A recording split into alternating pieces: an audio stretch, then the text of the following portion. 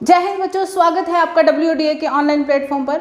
आज हम इस वीडियो में करने वाले हैं स्पीड टाइम डिस्टेंस का एक टॉपिक ट्रेन्स वाले क्वेश्चन बहुत ही देखने को मिलते हैं क्वेश्चन पेपर में।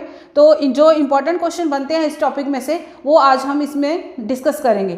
ठीक है, तो सबसे पहले इंट्रोडक्शन के इस वाले पार्ट में जो है ट्रेन्स वाले क्वेश्चंस में क्या क्या आता है, आपको जो चीज़ें आपने ध्यान में रखनी है सॉल्व करते टाइम वो आप इसमें पहले देख लो कि क्या होता है। कि जैसे सबसे पहले ये जो सारा चैप्टर है वो 3 फॉर्मूलों के एक ही फॉर्मूले में घूमता है। एक्चुअली वो फॉर्मूला क्या है? Distance is equal to speed into time. दूरी बराबर है चाल गुणा समय। ठीक है, अब इसी फॉर्मूले से 2 फॉर्मूले और बन जाएंगे। वो कैसे? अगर आपने स्पीड फाइंड करनी है तो डिस्टेंस हमेशा ऊपर रहेगा अपॉन टाइम हो जाएगा। ठीक है, अगर टाइम फाइंड करना है तो डिस्टेंस ऊपर स्पीड नीचे हो जाएगी। ठीक है, एक ही फॉर्मूला याद कर लो, बाकी सारे क्वेश्चन उसी में से हो जाते हैं। ठीक है, दूसरी चीज़ आपने ध्यान में रखनी है कि आपको ऑप्शन किस में गिवन है। अगर आपको चाल किलोमीटर पर आवर में गिवन है तो आपको उसको मीटर सेकंड में चेंज करना है। किलोमीटर पर आवर में आपकी स्पीड जो है वो गिवन है और जो डिस्टेंस आपको पूछा है वो मीटर में गिवन है, तो आपको स्पीड को चेंज करना पड़ेगा क्योंकि किलोमीटर का जो रिलेशन है वो आर के साथ होता है और मीटर का जो रिलेशन है वो सेकंड के साथ होता है। ठीक है, तो जब स्पीड किलोमीटर में है तो समय आपका घंटे में होना चाहिए, अगर स्पीड मीटर में है तो समय आपका सेकंड्स में होना चाहिए। तो किलोमीटर पर आवर को मीटर सेकंड में चेंज करने के लिए आपको चाल को गुणा करनी पड़ेगी किससे? 5/18 से। अब ये 5/18 क्या है? जब हम किलोमीटर के मीटर बनाते हैं तो 1000 से गुणा करते हैं। ठीक है, आर से सीधा सेकंड तक आते हैं तो 3600 से हम डिवाइड करते हैं। तो 3600 को आपने काटना है और काट के हर बार 5/18 ही आता है, तो इसलिए ज़रूरी नहीं है कि उसको लिखो, तो 5/18 से हम हर बार उसको मल्टीप्लाई करते हैं। ठीक है, इसी तरह मीटर सेकंड को अगर आपने कन्वर्ट करना है किलोमीटर पर आवर में तो आपको 4 से गुणा करनी पड़ेगी किसको? 18/5 को, तो वो मीटर सेकंड में आपका आंसर किलोमीटर पर आवर में हो जाएगा। ठीक है, किलोमीटर पर आवर में हो जाएगा। ठीक है, तो ये 2 चीज़ें। और तीसरी चीज़ ट्रेन्स वाले क्वेश्चन में क्या होता है? अगर आपको किसी क्वेश्चन में 2 लंबाइयाँ गिवन हैं, 2 लंबाइयाँ मीन्स एक गाड़ी की लंबाई, ट्रेन की लंबाई, गाड़ी की लंबाई गिवन है। ठीक है, और दूसरी वो जिसको क्रॉस करती है, वो प्लेटफॉर्म हो सकता है या कोई ब्रिज वगैरह हो सकता है जिसको वो पार करके जाएगी, वो अपनी लंबाई जितनी दूरी कवर करेगी। ठीक है, तो इसलिए 2 लंबाइयाँ अगर आपको क्वेश्चन में गिवन है तो वो हमेशा ऐड होती हैं, लंबाइयाँ हमेशा जोड़ी जाती हैं। ये छोटी छोटी चीज़ें आप नोट करते रहना क्योंकि ये आगे क्वेश्चंस में काम आएंगी। लंबाइयाँ हमेशा जोड़ी जाती हैं। ठीक है, फिर आई बात चाल की। ठीक है, अगर किसी क्वेश्चन में 2 चालें गिवन हैं, 2 गाड़ियों की चाल हो सकती है। ठीक है, या एक गाड़ी की चाल आपको देंगे और साथ साथ एक बंदा दौड़ रहा है तो उसकी चाल दे देंगे कि इतने किलोमीटर पर आवर दौड़ रहा है। तो 2 चालें अगर गिवन है तो उसमें आपको डायरेक्शन की बात होगी क्वेश्चन में कि डायरेक्शन कौन सी है, किस डायरेक्शन में वो जा रहे हैं। ठीक है, अगर 2 चालें गिवन हो और डायरेक्शन आपको देखना है कि कौन सी है। अगर वो गाड़ियाँ, मान लो 2 गाड़ियाँ जा रही हैं। ठीक है, एक गाड़ी इधर से जा रही है, एक इधर से आ रही है। ठीक है, ये ऑपोजिट डायरेक्शन है। ऑपोजिट डायरेक्शन में यानी कि विपरीत दिशा में चालों का क्या होता है? योग।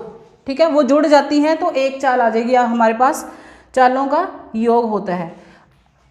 अगर समान दिशा है, इधर को गाड़ी जा रही है, दूसरी भी इधर जा रही है, ठीक है, वो कितने समय में एक दूसरे को क्रॉस कर लेंगी, दोनों की चाल आपको गिवन है, तो दिशा कौन सी है? समान दिशा है। समान दिशा में चालें क्या होती हैं, माइनस। ठीक है, चालों को माइनस किया जाता है। अब ये दो जो लंबाइयाँ हमने बात करी थी जोड़ी जाती हैं, इनको जोड़ के क्या आएगा आपके पास, एक डिस्टेंस आ जाएगा, दूरी आ जाएगी आपके पास टोटल। ठीक है, तो ये बातें आपने ध्यान में रखनी है। चलिए एक क्वेश्चन लेते हैं। फर्स्ट क्वेश्चन है, a 180 metre long train running at a certain speed crosses a signal pole in 9 seconds, find the speed of train. एक 180 मीटर लंबी रेलगाड़ी एक निश्चित चाल से चलते हुए एक सिग्नल खंबे को 9 सेकंड में पार कर जाती है, तो रेलगाड़ी की चाल क्या है? 72 kilometre per our, 80 kilometre per our, 84 kilometre per our या 90 kilometre per our.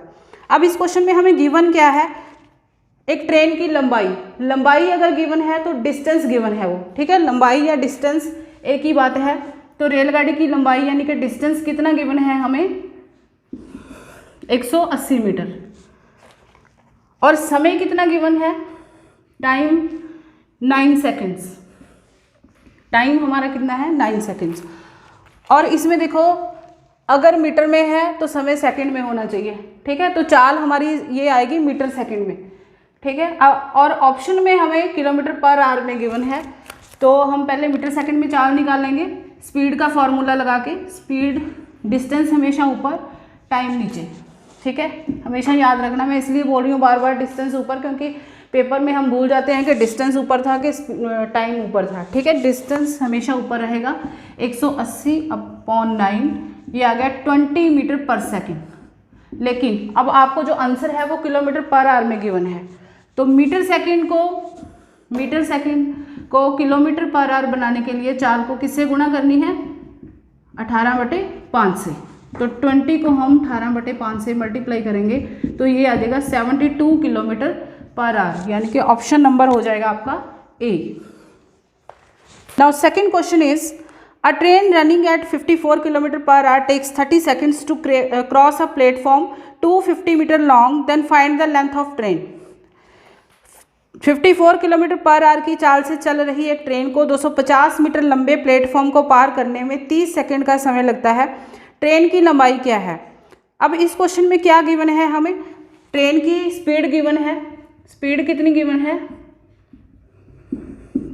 54 kilometre per our. ठीक है, और जो प्लेटफॉर्म की लंबाई है, लेंथ ऑफ प्लेटफॉर्म की लंबाई हमें गिवन है 250 मीटर। ठीक है, हमने फाइंड क्या करना है, लेंथ ऑफ ट्रेन, और टाइम हमें गिवन है 30 सेकेंड। फाइंड करना है हमें लेंथ ऑफ ट्रेन।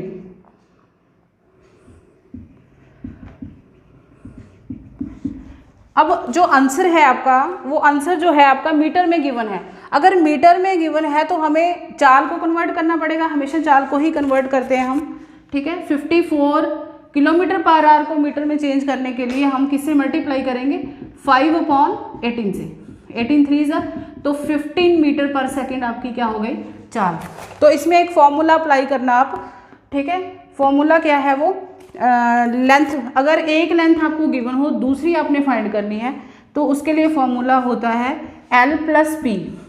ठीक है, L+P/S = टाइम। अब ये देखो जो ऐड किया है, ये मैंने आपको बताया था कि दो लेंथ जो होती हैं आपको गिवन है तो वो हमेशा ऐड होती हैं, वही है ये फॉर्मूला। ठीक है, लंबाइयाँ हमेशा जोड़ी जाती हैं अपॉन, ये डिस्टेंस हो जाएगा आपका D/S = T। ठीक है, अब दो लंबाइयाँ गिवन हैं तो L+P। L क्या है, L हम ट्रेन की लेंथ को मानते हैं और P जो है वो प्लेटफॉर्म की लेंथ को मानेंगे। ठीक है, L हमें गिवन नहीं है, P की वैल्यू हमें गिवन है, S कितनी हो जाएगी हमारी 15, टाइम हमें 30 गिवन है। तो इसको सॉल्व करके आ जाएगा आपके पास 250, ये इधर जाके मल्टीप्लाई हो जाएगा, 450 - 250 हो जाएगा आपका 200 मीटर।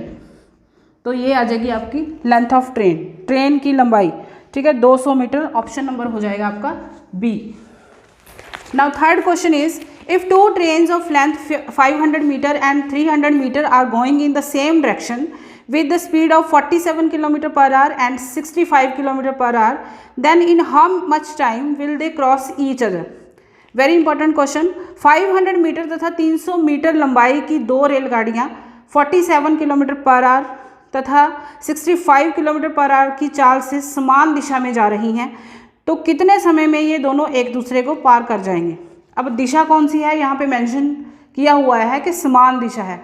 अब समान दिशा में मैंने आपको बताया था अगर चालें गिवन है तो वो हमेशा माइनस होती हैं। तो चलिए देखते हैं इसमें गिवन क्या क्या है। दोनों रेलगाड़ियों की लंबाइयाँ गिवन है, दो रेलगाड़ियों की बात हो रही है तो दोनों की लंबाइयाँ गिवन है। दोनों को ऐड करके क्या आ जाएगा हमारे पास, डिस्टेंस, यानी कि 500 मीटर प्लस 300 मीटर लंबाइयाँ हमेशा ऐड होती हैं, तो 800 मीटर हमारे पास क्या आ गया, लंबाई। ठीक है, यानी कि डिस्टेंस।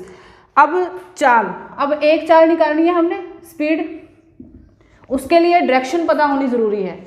डायरेक्शन है समान दिशा है, मतलब सेम डायरेक्शन है। सेम डायरेक्शन में चाल जो है समान दिशा में माइनस होती हैं। 65 में से 47 हम माइनस करेंगे तो हमारे पास आ जाएगा 18 मीटर पर सेकंड। नहीं, ये किलोमीटर पर आवर में गिवन है, किलोमीटर पर आवर में गिवन है, तो आंसर जो है हमारा सेकंड में है, तो इसलिए हम इसको मीटर सेकंड में चेंज करेंगे। ठीक है, अगर सेकंड में है तो इसको मीटर सेकंड में चेंज करना पड़ेगा। मीटर सेकंड के लिए हम 5/18 से मल्टीप्लाई करेंगे तो ये आ जाएगा 5 मीटर पर सेकंड। ठीक है, अब कितने समय में मीन्स टाइम पूछा है कि कितने समय में ये एक दूसरे को क्रॉस कर लेंगे। टाइम पूछा है तो डिस्टेंस ऊपर, स्पीड नीचे, तो डिस्टेंस 800 था हमारा और स्पीड कितनी आई है 5, 160 सेकेंड्स। ये हो जाएगा आपका आंसर नंबर सी। इस पे आप शॉर्ट ट्रिक भी लगा सकते हो, जैसे टाइम के लिए सीधा यहाँ से bye trick L1 plus L2, दिशा समान है तो S1 माइनस S2। अगर स्पीड आपकी दूसरी वाली बड़ी है तो उसको आगे रख लेना, क्योंकि स्पीड कभी नेगेटिव में नहीं आएगी, तो जो चीज़ बड़ी है उसको आगे रख सकते हो, S2 माइनस S1 कर सकते हो आप। ठीक है, अगर डायरेक्शन ऑपोजिट है तो यहाँ पे प्लस आ जाएगा। ठीक, तो ये भी सीधा फॉर्मूला भी आप अप्लाई कर सकते हैं। ठीक है, now next is fourth question. A train crosses a man in 10 seconds and a platform 200 meter long in 14 seconds. Find the length of train. एक गाड़ी 10 सेकंड में एक आदमी को तथा 14 सेकंड में 200 मीटर लंबे एक प्लेटफॉर्म को पार करती है, उस ट्रेन की लंबाई क्या है। अब इस क्वेश्चन में क्या क्या गिवन है, हमें दो टाइम गिवन है और एक लंबाई गिवन है और दूसरी की लंबाई हमें पूछा है। ठीक है, तो ऐसे वाले क्वेश्चन बहुत इंपॉर्टेंट होते हैं, तो इनको हम एक फॉर्मूले से, एक ट्रिक से सॉल्व करेंगे।